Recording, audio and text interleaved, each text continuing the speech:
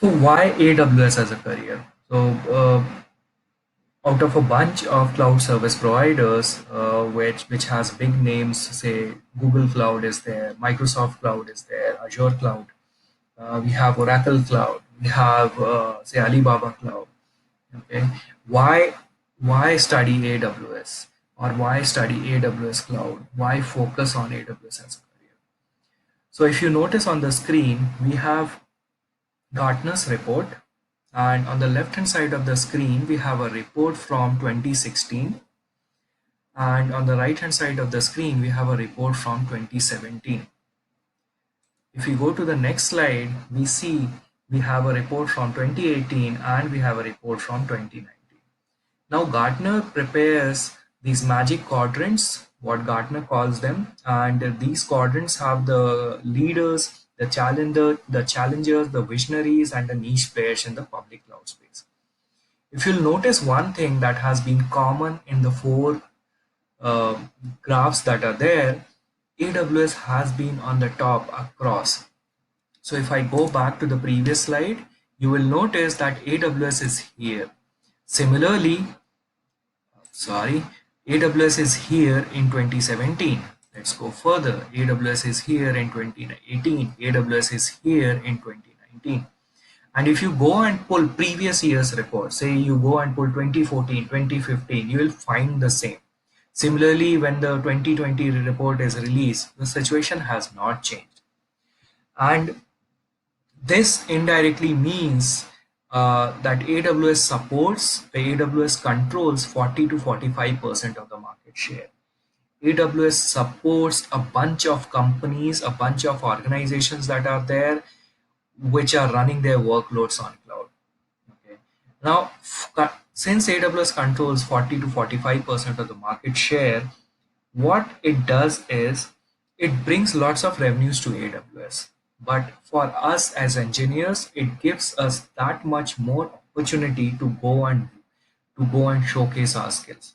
Say for example, you go and spend your time and energy and you go and study, say, Microsoft Cloud, okay, or maybe you can go and study Oracle Cloud, right? The problem will be like Oracle Cloud controls of say a 1 or 2% of the market share. Azure controls somewhere around 10 to 15% of the market share.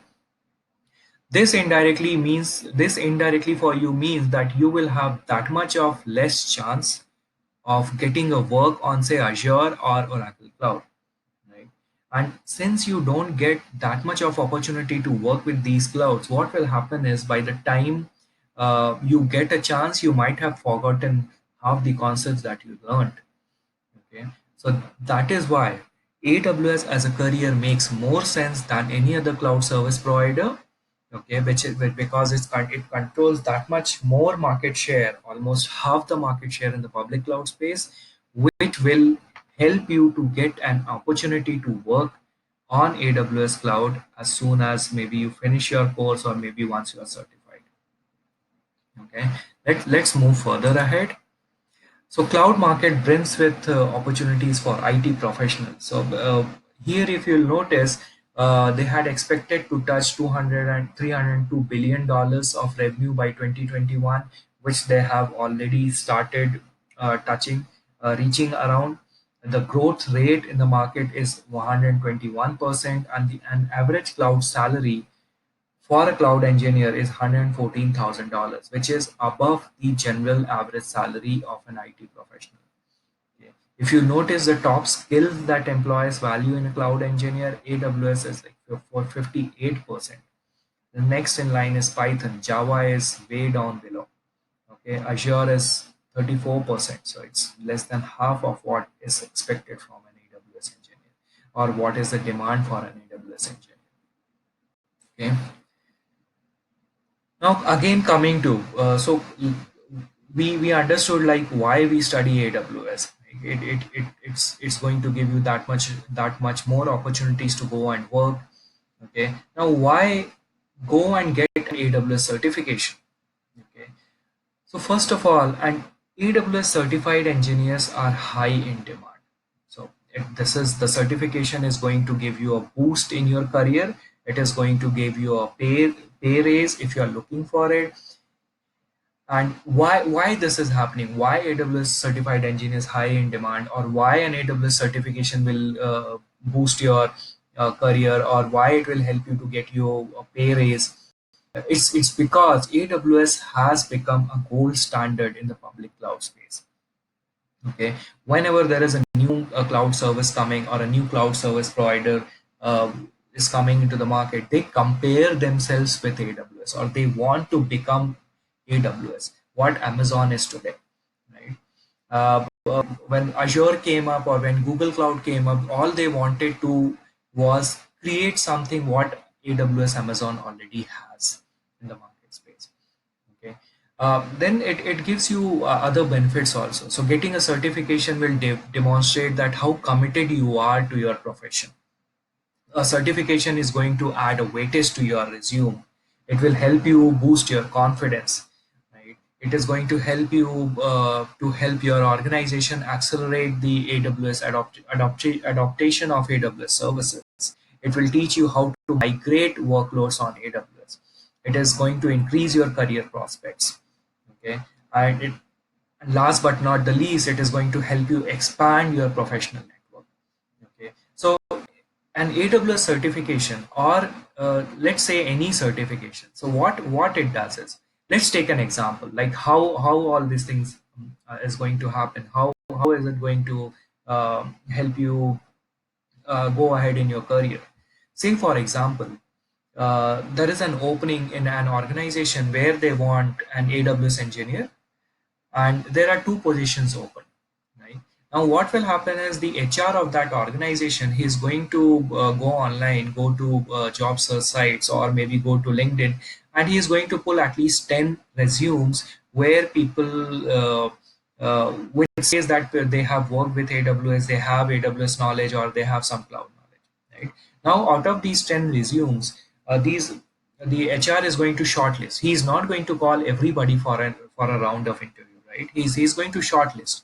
So when he is shortlisting, he will, and when he is shortlisting, suppose he sees that there are three or four people in that 10 in the list of those 10 people who are AWS certified. Now who do you think will be the first people to get a call to the interview?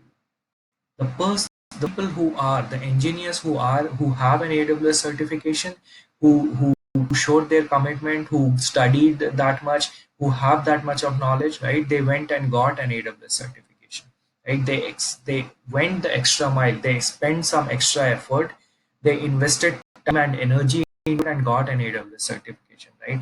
These three four people will get the first chance for an interview. Now there is a high chance that one of these guys will be selected. Now I'm not saying that people who are not certified, they have less knowledge, or they lack some knowledge.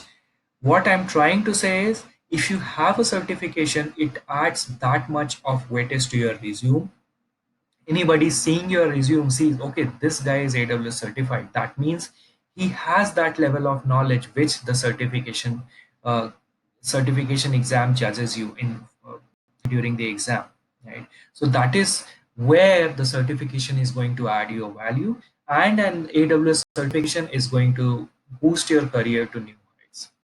Okay, let's move on further. Now, AWS Certified Solutions Architect Associate is one of the top paying IT certification. So if you see, the average salary is $121,000. If you see at the fourth number, we have another AWS certification, that is AWS Certified Developer Associate. Okay, so in the top five, we have two associate certifications uh, in the top paying certifications list. Okay.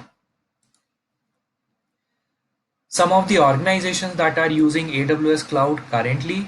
So if you notice, we have big names. We have Adobe, we have Airbnb, we have BMW, we have Capital One, we have Disney, we have Dow Jones, we have General Electric, we have NASA, we have McDonald's there, we have NASDAQ, we have Qantas. So some of the biggest names in the IT industry are there, in the gaming industry are there, uh, in the media domain are there, in the say financial domain are there, And one funny thing on the list, if you notice that we have names starting from A. So we have Aeon, we have Adobe, we have Airbnb, we have Bitdefender, BMW, we have Canon, Capital One, we have Disney, we have European Space Agency. If you will go through the names, you will find that we have a company. The list of customers of AWS Cloud, they cover the alphabet. We have a couple of them are missing, but we have like the entire alphabet of companies using AWS Cloud. The list is so huge. Okay, just to give you an idea that which organizations are using it. By the way, this is not an exhaustive list. There are hundreds of other organizations who are running their workloads on cloud, who have hosted their applications. Okay, AWS is that big.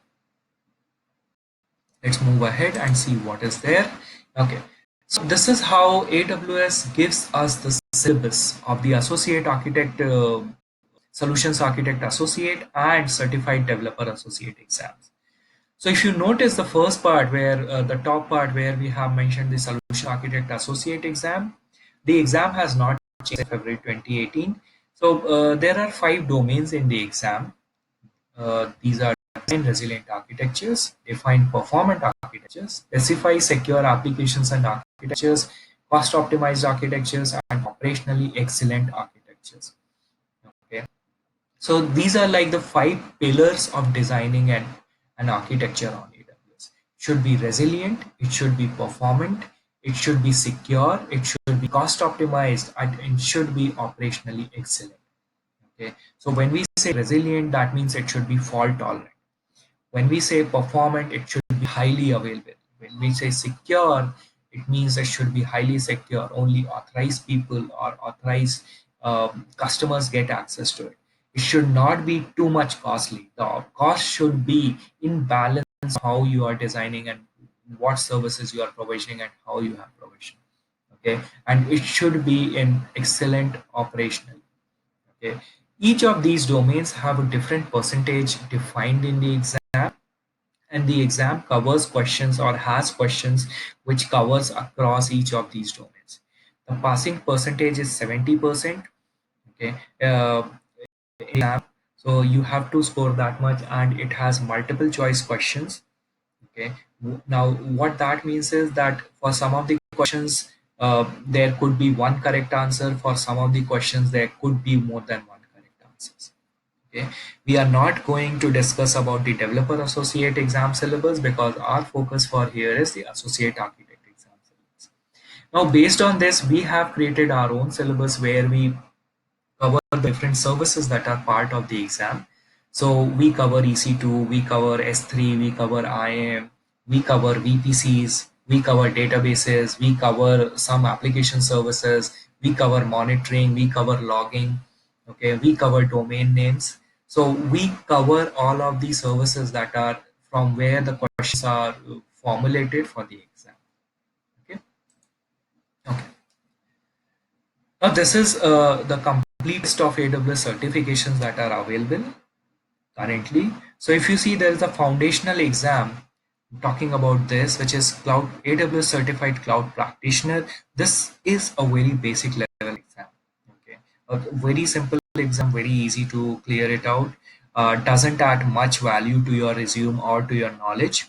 That is why we always recommend that if you are going for the exam, you should go for the associate level exams.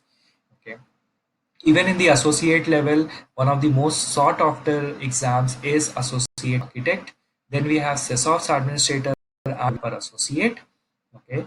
We have 2 professional exams. These are solutions architect professional and DevOps engineer professional. And there are 6 specialty exams. Okay. So generally, when people are starting their journey with AWS, the first level of certification is the solutions architect associate. Then slowly move on to, say, some of them go and get the developer associate or go to sales administrator, then go to a professional exam, and then from there they move on to specialty exams to be more focused on one of the technologies that AWS is offering. This diagram has been taken from AWS. So This is the current level of certifications that they are offering. Let's move on further. So how this course helps you if you are an operations engineer. Okay, how this AWS Certified Solutions Architect exam helps you if you are an operations engineer. So this is going to give you the knowledge so that you are able to design highly available and scalable systems to implement and deploy on AWS. It helps you, it gives you the knowledge to set up ingress and egress of data, basically define networking. It gives you the knowledge to select the required services for hosting a specific application. So which service you are going to use, say which database you are going to use, what storage you are going to use, what type of EC2 instances you are going to use, what level of security you are going to put in, and all those things you learn in this exam. It helps. It teaches you disaster recovery techniques, and it helps you to identify and operate appropriate use of AWS architecture practices. Okay, so it covers a wide array of things that helps you to gain knowledge, or helps you to go and set up an architecture, define an architecture to host an application on AWS. Okay, it's like the stepping stone of getting started with your AWS journey, and from here you can grow further into AWS. There are no bounds, there is no limit of growth in AWS. Okay, that thank you. That's all for today. We'll get into deeper when once we start getting into the services of AWS. Okay, thanks a lot. Have a good